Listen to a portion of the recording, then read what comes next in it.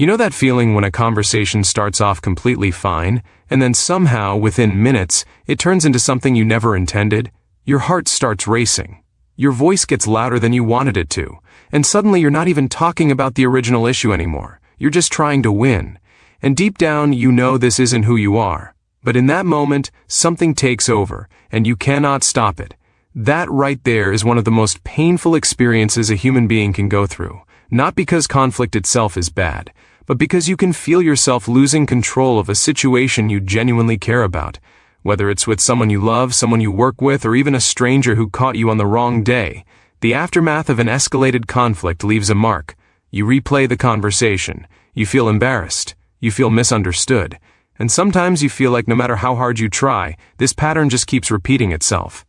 If that resonates with you, I want you to know something important. You are not broken.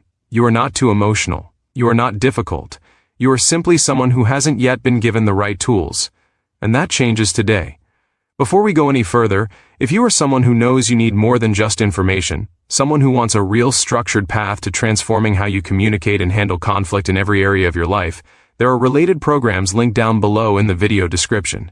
People who have gone through them describe it as the turning point they wish they had found years earlier. But only act if you're genuinely serious about change. If you're not ready to go deep, those programs are not for you. Now let's talk about what's actually happening in your body and mind when conflict starts to escalate. Because most people think conflict is just an argument. It's not. The moment you feel challenged or attacked, your brain activates its threat response. Your nervous system floods your body with stress hormones. Your ability to think clearly literally decreases. This is not a character flaw, this is biology. And understanding this alone can completely shift how you approach difficult conversations. Here's something that most people never realize. The goal of conflict resolution is not to win. It's not even to be understood first. The goal is to stay regulated enough to actually solve the problem together. Because the moment one person escalates, the other person almost always escalates in response. It becomes a chain reaction. And neither person is actually hearing the other anymore. You're both just defending. Think about the last time you had a conflict that got out of hand. Think about what it cost you. Not just emotionally, but in time. How many hours did you spend feeling drained afterward? How many days passed before things felt normal again? How much mental energy did you spend going over what you should have said?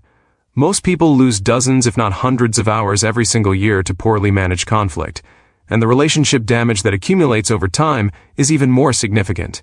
Now imagine the opposite. Imagine walking into a tense conversation feeling grounded and clear. Imagine being able to say exactly what you mean without it coming across as an attack. Imagine the other person actually leaning in instead of shutting down or firing back. Imagine resolving something in 20 minutes that would have previously taken 3 days of cold silence to get past. That is not a fantasy. That is a skill. And like every skill, it can be learned. The first thing you need to master is the pause, not the passive-aggressive pause, not the silent treatment, a genuine intentional pause. The moment you feel your chest tighten or your voice starting to rise, that is your signal. That is your body telling you that you are about to operate from your threat response rather than your thinking brain. And that pause, even just 10 seconds of slow breathing, can be the difference between a conversation that heals and one that causes lasting damage. Here's the pattern interrupt that changes everything. Instead of reacting to what was said, respond to the emotion underneath it. When someone lashes out, they are almost always doing it because they feel unheard, threatened, or dismissed. The words they use are just the surface. And when you respond to the surface with more surface-level reactions, you get more conflict. But when you respond to the emotion underneath, something shifts. The other person feels seen. And the moment someone feels seen, their defenses drop. You might be thinking, that sounds good in theory, but in real life I'm too triggered to think like that. I hear you. And that's exactly why the pause is the foundation. You cannot apply any of these tools if you're flooded. So you protect the pause first. Everything else builds on top of it. The next tool is owning your language. There is a massive difference between saying you never listen to me and saying I feel like I'm not being heard right now. The first one is an accusation. The second one is an invitation. The first one puts the other person on trial. The second one opens a door. Most conflicts stay stuck not because people don't care, but because the way things are being said makes it impossible for the other person to actually receive the message without feeling attacked. People who resolve conflict well are not people who have fewer emotions. They are people who have learned to deliver their emotions in a way that doesn't trigger the other person's defenses. That is the real skill. And once you have it, your relationships transform in ways that are almost hard to describe.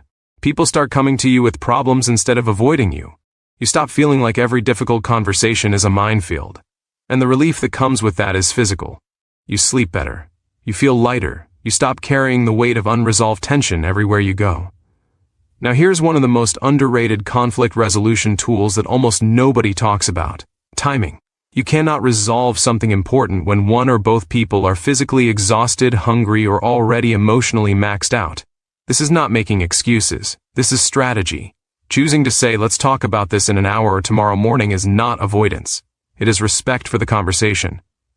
And when both people come to that conversation regulated and rested, the outcome is almost always dramatically better. There's also something called the assumption trap that destroys more conversations than almost anything else. You assume you know why the other person did what they did. You assume their intent was negative. And you walk into the conversation already having decided they are wrong. And they can feel that energy from the moment the conversation starts. It creates a wall before a single word is even exchanged. The antidote is curiosity.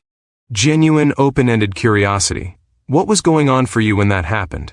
Help me understand where you were coming from. I want to get this right. These phrases sound simple, but they completely change the dynamic of the conversation. They signal that you were there to connect, not to attack.